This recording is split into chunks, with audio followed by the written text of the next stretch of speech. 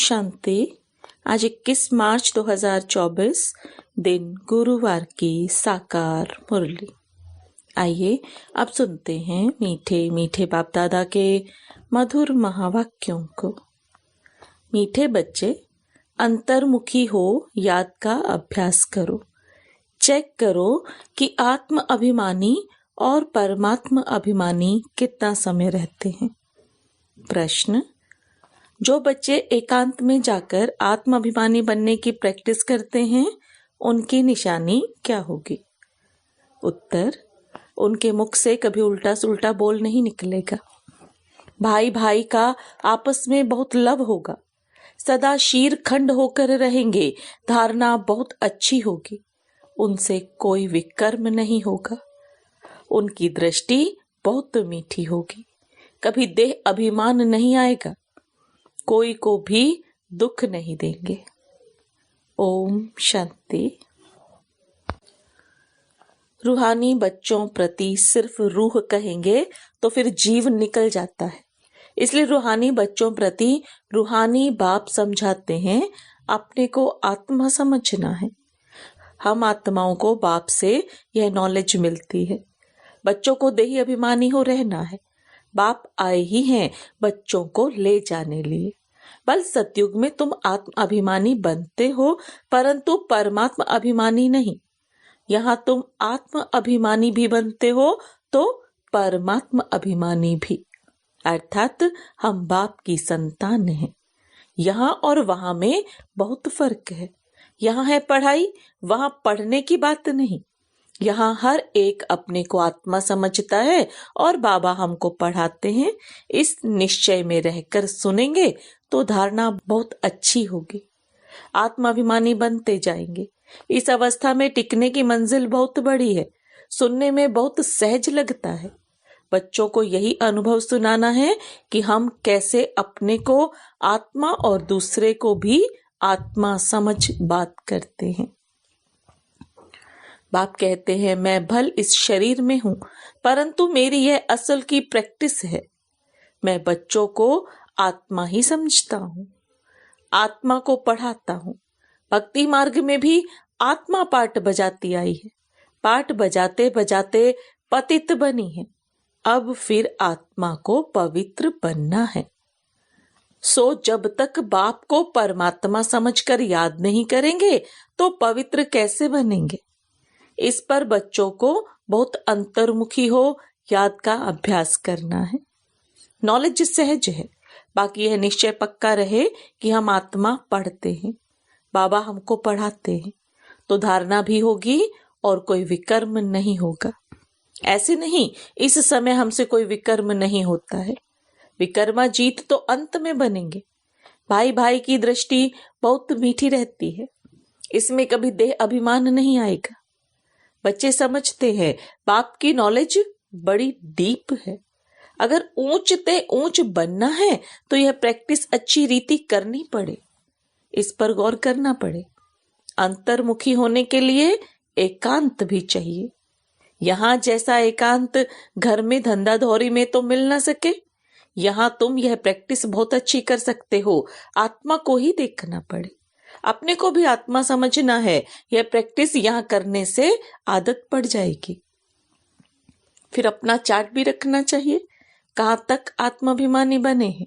आत्मा को ही हम सुनाते हैं, उनसे ही बातचीत करते हैं। यह प्रैक्टिस बहुत अच्छी चाहिए। बच्चे समझते होंगे यह बात तो ठीक है। दे अभिमान निकल जाए और हम आत्म अभिमानी बन जाएं। धारणा करते और कराते जाएं। कोशिश कर अपने को आत्मा समझ बाप को याद करना है। ये चार्ट बड़ा डीप है। बड़े बड़े महारथी भी समझते होंगे। बाबा जो दिन प्रतिदिन सब्जेक्ट देते हैं विचार सागर मंथन करने के लिए, ये तो बहुत बड़ी पॉइंट्स हैं। फिर कभी भी मुख से कोई उल्टा सुल्टा अक्षर नहीं निकलेगा। भाइयों भाइयों का आपस में बहुत लव हो जाएगा। हम सब ईश्वर की संतान हैं। बाप की महिमा को तो जानते ही हो। श्री कृष्ण की महिमा अलग, उनको कहते हैं सर्वगुण संपन्न। परंतु श्री कृष्ण के पास गुण कहाँ से आए? भले उनकी महिमा अलग है, परंतु सर्व गुण संपन्न बना तो ज्ञान सागर बाप से ही है ना। तो अपनी जांच बहुत रखनी है, कदम कदम पर पूरा पोता मेल निकालना है।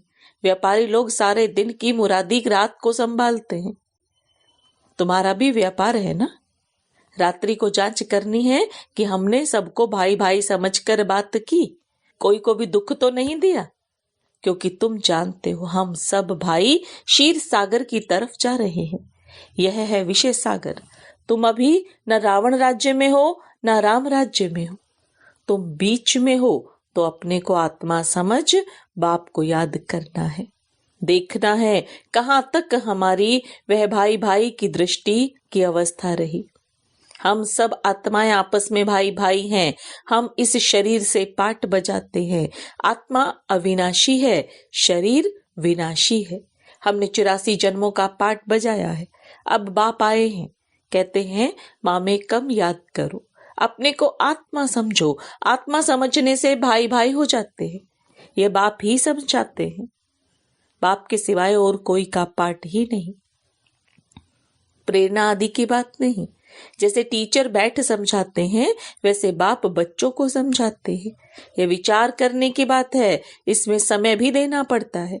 बाप ने धंधा आदि करने के लिए तो कह दिया है, लेकिन याद की यात्रा भी जरूरी है, उसके लिए भी टाइम निकालना चाहिए। सर्विस भी सबकी भिन्न भिन्न है।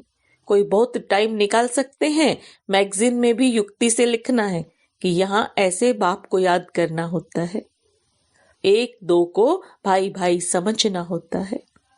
बाप आकर सभी आत्माओं को पढ़ाते हैं। आत्मा में दैवी गुणों के संस्कार अभी भरने हैं। मनुष्य पूछते हैं भारत का प्राचीन योग क्या है। तुम समझा सकते हो, परंतु तुम अभी बहुत थोड़े हो, तुम्हारा नाम निकला नहीं है। ईश्वर योग सिखलाते हैं, जरूर उनके बच्चे भी होंगे, वह भी जानते होंगे, यह किसी को भी पता नहीं है। निराकार बाप कैसे आकर पढ़ाते हैं, वह खुद ही समझाते हैं। मैं कल्प कल्प संगम युग पर आकर खुद बताता हूँ कि मैं ऐसे आता हूँ, किसके तन में आता हूँ। इसमें मूंझने की बात नहीं, यह बना बनाया ड्रामा है। एक में ही आता हूँ। प्रजापिता ब्रह्मा द्वारा स्थापना, वह मुरब्बी बच्चा पहले पहले बनते हैं। आदि सनातन देवी देवता धर्म स्थापन करते हैं, फिर वही पहले नंबर में आते हैं। इस चित्र पर समझानी बहुत अच्छी है। ब्रह्मा सो विष्णु, विष्णु सो ब्रह्मा कैसे बनते हैं, ये और कोई समझा ना सके। समझाने की युक्ति चाहिए। अभी तुम जानते हो बाबा कैसे देवता धर्म की स्थापना कर रहे हैं, कैसे चक्र फिरता है। इन बातों को और कोई जान ना सके, तो बाप कहते हैं ऐसे ऐसे युक्ति से लिखो। यथार्थ योग कौन सिखला सकते हैं, यह मालूम पड़ जाए तो तुम्हारे पास ढेर आ जाएं। इतने बड़े आश्रम जो हैं सब हिलने लग पड़ेंगे। ये पिछाड़ी को होना है, फिर वंडर खाएंगे कि इतनी सब संस्थाएं भक्ति मार्ग की हैं, ज्ञान मार्ग की एक भी नहीं। तभी तुम्हारी विजय होगी। यह भी तुम जानते हो, हर 5000 वर्ष के बाद बाप आते हैं। बाप द्वारा तुम सीख रहे हो, औरों को सिखलाते हो, कैसे किसी को लिखत में समझाना है। ये सब कल्प कल्प युक्तियां निकलती हैं, जो बहुतों को पता पड़ जाता है। सिवाय बाप के एक धर्म की स्थापना कोई कर नहीं सकता। तुम जानते हो, उस तरफ है रावण, इस तरफ है राम। रावण पर तुम जीत पाते हो, वह सब है रावण संप्रदाय। तुम ईश्वरीय संप्रदाय बहुत थोड़े हो। भक्ति का कितना शो है, जहां जहां पानी है वहां मेला लगता है।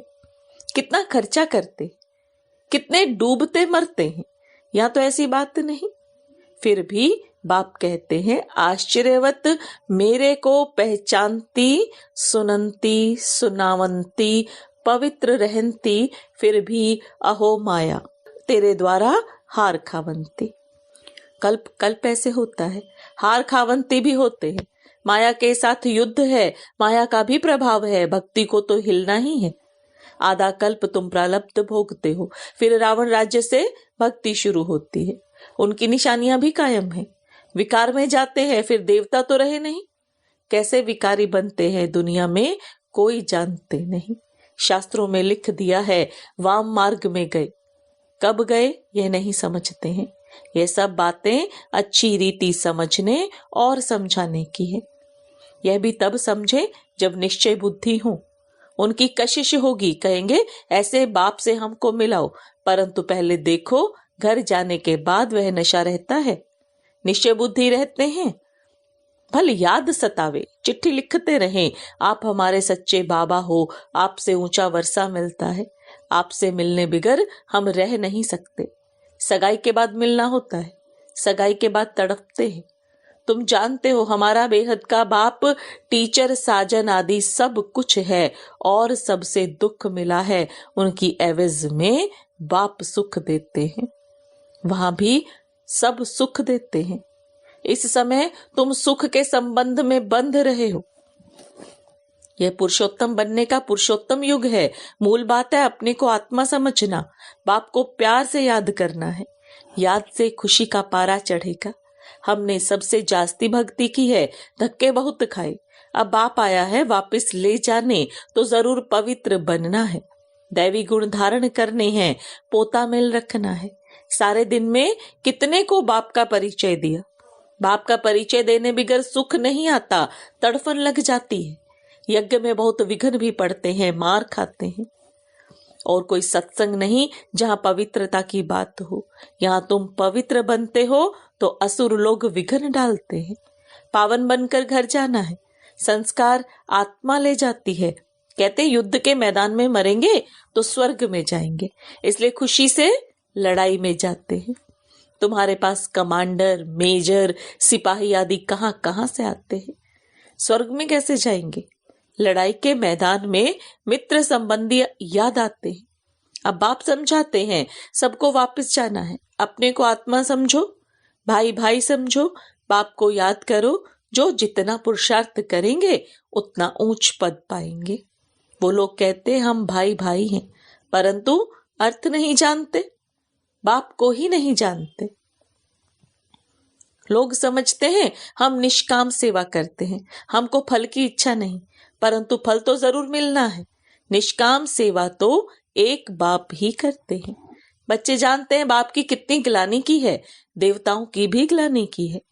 अब देवताएं किसी की हिंसा तो कर नहीं सकते, यहाँ तो तुम डबल अहिंसक बनते हो। न काम कटारी चलाना, न क्रोध करना। क्रोध भी बड़ा विकार है। कहते बच्चों पर बहुत क्रोध किया। बाप समझाते हैं थप्पड़ आदि कभी नहीं मारना। वह भी भाई है, उनमें भी आत्मा है। आत्मा छोटी बड़ी नहीं होती है। ये बच्चा नहीं, परंतु तुम्हारा छोटा भाई है। आत्मा समझना है, छोटे भाई को मारना नहीं चाहिए। इसलिए श्री कृष्ण के लिए दिखाते हैं ओखरी से बांधा। वास्तव में ऐसी बातें हैं नहीं, यह भिन्न भिन्न शिक्षाएं हैं। बाकी श्री कृष्ण को क्या परवाह पड़ी है माखन की। वह महिमा भी करते हैं उल्टी चोरी की। तुम महिमा करेंगे सुलटी। तुम कहेंगे वह तो सर्वगुण संपन्न 16 कला संपूर्ण है, परंतु ये ग्लानि की भी ड्रामा में नूंद है। अभी सब तमो प्रधान बन पड़े हैं, बाप आकर सतो प्रधान बनाते हैं। पढ़ाने वाला है बेहद का बाप, उनकी मत पर चलना पड़े। डिफिकल्ट से डिफिकल्ट यह सब्जेक्ट है, पद भी तुम कितना ऊंच पाते हो। अगर सहज हो तो सब इस इम्तिहान में लग जाएं। इसमें बड़ी मेहनत है। दे अभिमान आने से विकर्म बन जाएंगे, इसलिए छुई मुई का दृष्टांत है। बाप को याद करने से तुम खड़े हो जाएंगे, भूलने से कुछ ना कुछ भूल हो जाएगी, पद भी कम हो पड़ता है। शिक्षा तो सबको दी है, जिसकी बाद में गीता बनाई है। गरुड़ पुराण में रोचक बातें लिखी हैं जो मनुष्यों को डर लगे। रावण राज्य में पाप तो होते ही हैं, क्योंकि है ही कांटों का जंगल। बाप कहते हैं दृष्टि को भी बदलना है। बहुत समय से हिरे हुए हैं, इसलिए शरीर की तरफ प्यार चला जाता है। विनाशी चीज से प्यार रखने से फायदा ही क्या। अविनाशी से प्यार रखने में अविनाशी बन जाता है। बच्चों को यही डायरेक्शन है। उठते बैठते चलते फिरते बाप को याद करो। अच्छा, मीठे मीठे सिकिलदे बच्चों प्रति माता पिता बाप दादा का याद प्यार और गुड मॉर्निंग। रूहानी बाप की रूहानी बच्चों को नमस्ते। रूहानी बच्चों की रूहानी बाप दादा को याद प्यार, गुड मॉर्निंग और नमस्ते। धारणा के लिए मुख्य सार। शरीर विनाशी है, उससे प्यार निकाल अविनाशी आत्मा से प्यार रखना है। अविनाशी बाप को याद करना है। आत्मा भाई भाई है, हम भाई से बात करते हैं, यह अभ्यास करना है। विचार सागर मंथन कर अपनी ऐसी अवस्था बनानी है जो मुख से कभी कोई उल्टा सुल्टा बोल ना निकले। कदम कदम पर अपना पोता मेल चेक करना है। वरदान, निमित्त और निर्माण भाव से सेवा करने वाले श्रेष्ठ सफलता मूर्त भव। निमित्त और निर्माण भाव से सेवा करने वाले श्रेष्ठ सफलता मूर्त भव। अब बाप दादा के वरदान को विस्तार में समझेंगे। सेवाधारी अर्थात सदा बाप समान निमित्त बनने और निर्माण रहने वाले। निर्माणता ही श्रेष्ठ सफलता का साधन है। किसी भी सेवा में सफलता प्राप्त करने के लिए नम्रता भाव और निमित्त भाव धारण करो। इससे सेवा में सदा मौज का अनुभव करेंगे। सेवा में कभी थकावट नहीं होगी। कोई भी सेवा मिले, लेकिन इन दो विशेषताओं से सफलता को पाते सफलता स्वरूप बन जाएंगे।